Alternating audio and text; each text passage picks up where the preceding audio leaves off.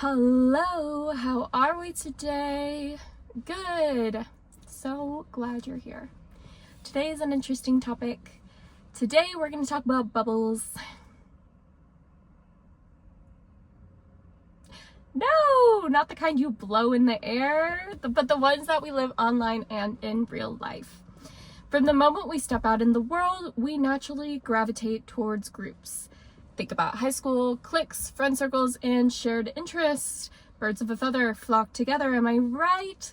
We see it in the professional world too. At South by Southwest, which is an incredible event hosted in Austin that you should definitely attend if you're an entrepreneur who's interested in music, film, or technology, I witnessed 3 distinct bubbles: film, technology, and music, coming together for one event.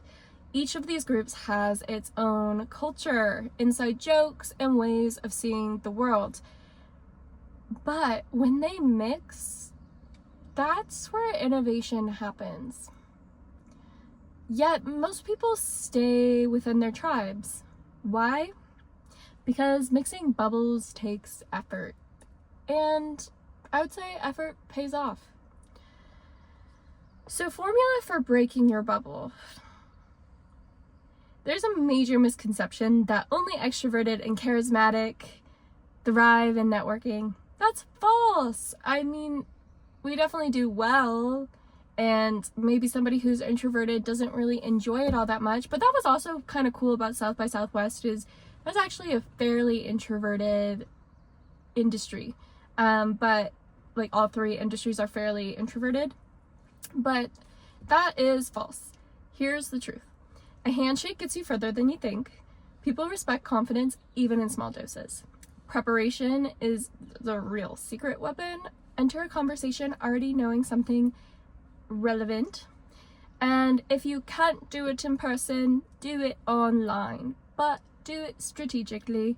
What I will say, I don't know why I started doing an accent, but okay, stop.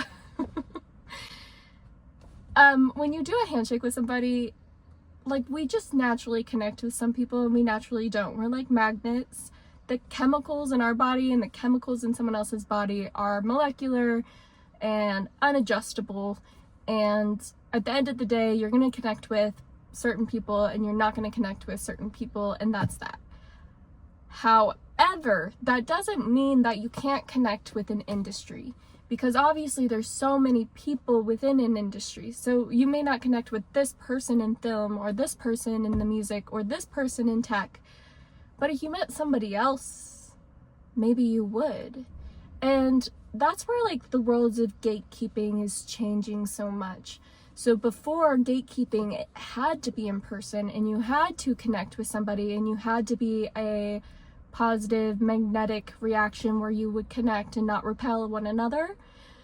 However, because online exists, gatekeeping has cracked a lot. And that's true to say for every kind of industry. There's a lot of gatekeeping secrets that are no longer secrets that you can find online, and it freaks out a lot of people. And now you bring in AI and it's just a whole new world. I don't think people talk about enough how social media has broken gatekeeping. Obviously, there's the aspect of, like, when you think about the Met Gala that's about to happen. The Met Gala is been infiltrated by influencers, and it's not just celebrity fame of tradition, it's celebrity fame of the new wave, which broke traditional gatekeeping. So let's talk about social media and how you can train the algorithm to work for you in a networking sense to break a bubble. Most people let social media control them. They scroll mindlessly, consuming whatever the algorithm feeds them. Don't be like most people. Instead, hack the system. I personally create multiple accounts, each dedicated to a specific industry. I have one for AI, I have one for real estate, I have one for fashion, and I have one for celebrity gossip, because yes, even that has value. So when we're looking at all of these bubbles, and I have more, but that's just listing. To me, I'm a pattern recognizer, so I can see things happening because why are 2 industries talking about the same thing? And it helps me really distinguish the conversation an industry is having because I have the feed up live, so I know in this radio network that I have curated, it's only related to this collective thought bubble. And when I think about gatekeeping on the sense of having all these different accounts, is as I scroll, I'm gonna follow at first top minds in that space. So at first I might go to Google because I'm a novice. I can Google who are the bubbles, like top leaders in the industry. And then from there, I'll see if they have an account, and then I'll follow it. And then, the thing about Instagram personally is my choice of, I really enjoy the scroll of Instagram. And I also like how they suggest things, but maybe you're Pinterest, or maybe you're Facebook, or maybe you're TikTok. You can choose your platform, but for me it's Instagram. So when I open up Instagram later and I have this bubble, I started off following people from Googling who's at the top, but I'm going to interact how I interact. And that goes back to the way that I magnetize. But I don't have to just meet one person, and I don't have to have the opportunity of being in person with those people to connect. I have the opportunity of posts that have been sitting or have been posted maybe years ago that I really connect with. And so from that gatekeeping model, I am scrolling and I'm curating a personality within the industry because I'm only getting fed industry content, but I'm able to develop a taste. And I'm able to find where exactly in the bubble I fit in, because the bubble is, I'm in the bubble. I'm already there. The gatekeeping is broken. I'm in. But then with the suggestions it's going to give me, if I like jokes, it's going to give me a joke because I like jokes and I'm responding well to jokes. So the algorithm's like, yeah, they like jokes. But in my AI profile, the joke will be about AI. And it might give me 2 or 3 options, and I'm going to like, comment, spend more time on screen looking at the joke I like best. So now the algorithm knows this is the kind of joke Gabby likes, and so it's going to build upon that personality that it's just gathered from me. And this is where we're using the algorithm, what it's doing to us manipulatively to our benefit. Because really we should be a little bit more on guard, and we should be, using these tools that are being used against us to our own benefit too, defense against the dark arts. But for example, in real estate, joke-wise, if I am not very into jokes in one bubble, then what else am I going to be into? And it's going to keep spoon feeding me different ideas, and then the things I connect with, it builds upon that. So it's like an immersive crash course in a new industry. And the beauty of it is because the algorithm learns for you, the more you engage with quality content, the more quality content it feeds you. And you basically train your digital environment to be a personal research assistant. So when I talked about before, preparation is the real secret weapon, before I went to South by Southwest, I knew what industries I was about to be hanging out with. So I was binging my AI profile before going to this in-person event. So I had all the news updates. But if I was going to the Met Gala, I would be binging my fashion account. There is an aspect of bingeable learning that can be, I want learning to be addictive. And this is just a really great way. Obviously, you can't trust everything you see on the internet. People do not get fact-checked. Things are not at the standard of published educational content. That's not what I'm saying. But when I'm meeting a person in person at a networking event, I'm also not fact-checking them. So it's much more of a social relationship that you're making digitally with a community. And that is what the Instagram feed is to me. I am seeing the cultural conversation happening around an industry. I'm not just learning the facts about the industry, I'm learning the jokes. So that's kind of what we go into, is the secret of fandoms and why it matters to you. A fascinating case study is the One Direction fandom. There is a video, and I'll put it in the link below, of a great YouTuber who does deep dives on pop culture. And she talked about in this one part that she had been able to tell who was new fans versus old fans when they really blew up, because the internet was really interesting. So obviously all the One Direction fans have like this internet culture, and they made this meme world where like all these inside jokes were made about the fandom. And when somebody joined the fandom, they were actually fed history first. So the way that the algorithm fed these new fans was like, you got the old jokes so that you could catch up with the community. But then when you were in person later, the person who did the deep dive, the people in real life could tell who the new fans were because they would mention carrots. So culturally, they were getting in depth with who One Direction was without having to meet the real fans in life.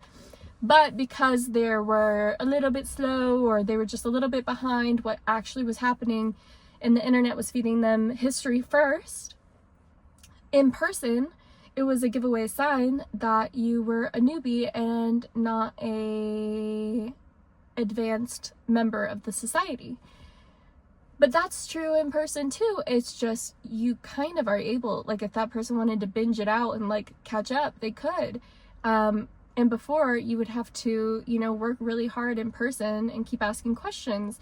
Like the Kentucky Derby just happened recently. And if I really wanted to, I could do a lot of bingeable research online and figure out how to, really connect with people. And that goes a little bit into obviously con man world, but like truly that is what it is, to a sense of social repertoire, social communication, attitudes and jokes are all posted online, memes. It's because we love to connect and we love to reflect and we love to share. And that doesn't go away, online or in person. And when you start at the surface, the more you engage, the deeper you go. And then one day you'll become an insider. And that's beautiful, because everyone can become an insider to places that they want to be an insider to in the digital world. And in the physical world, the gatekeeping's a lot harder, honestly. And that's what everyone kind of hates about the online world sometimes, is that the gate is too open, too accessible, too wide. Anybody can get in. But then it's like, yay, everybody can get in. So, depends how you feel. What this means for you.